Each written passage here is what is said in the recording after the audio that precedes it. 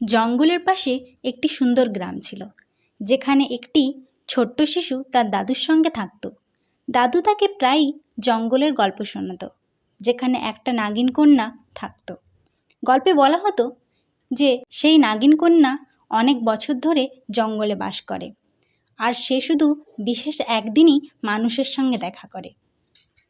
একদিন শিশুটি ঠিক করলো সে নিজেই নাগিন কন্যার সঙ্গে দেখা করবে।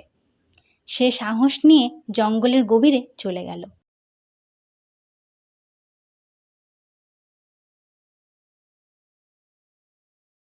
অনেকক্ষণ হাঁটার পর সে ক্লান্ত হয়ে গেল, কিন্তু তাও সে হাল ছাড়ল না।